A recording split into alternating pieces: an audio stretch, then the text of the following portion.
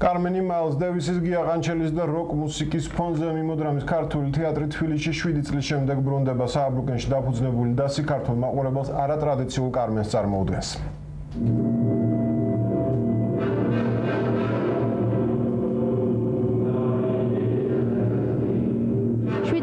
პაუზის შემდეგ თბილისის გასტროლებისთვის საგანგებოდ დასის ახალი წარმოდგენა შეირჩა, რომელიც პირველად გერმანიაში ითამაშეს.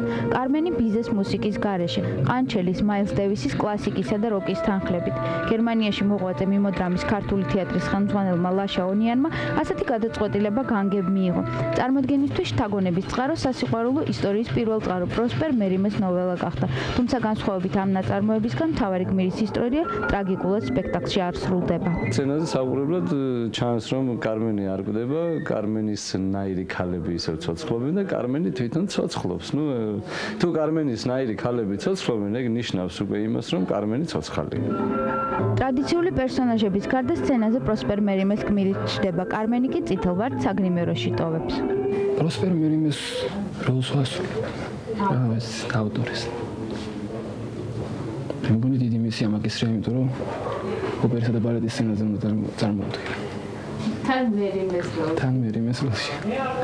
ეს წითელი ვარდი, რომელიც ამჯერად რჩება საგრიმეროში და არ იქნებათ მასზე დავსებული, მაგრამ სამაგიეროდ იქნება ესპანური კასტანიეტი.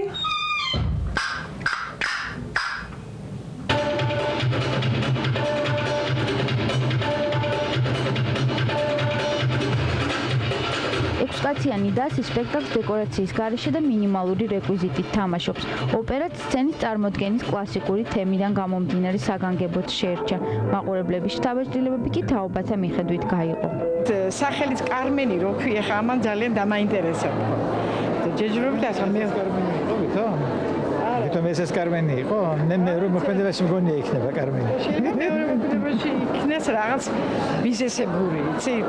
ხო და ჯეჯრობით არაფერი საინტერესო და განსაკუთრებით აღფრთოვანებული ვარ აი ამ ასე ვთქვათ ავანგარდულ თეატრში და სპექტაკლში ისეთი რაღაცების ხელმამ, რომელიც გვაგონდეს დაუშვათ იგივე სვანურს, ხორუმს, ოსურს და მე მგონი ძალიან კარგია, რომ დაუშვათ ეს ჩვენი ილეთები არ დაკარგეს და რაღაც ეროვნული მუხტი შეინიშნება.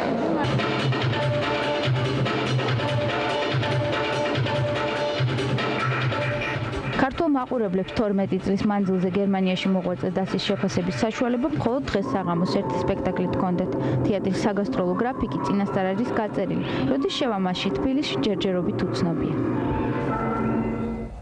კურიერში კი ამინდის დროა პროგნოზ დღეს ნათია გაგვაცნობს. გასული დღე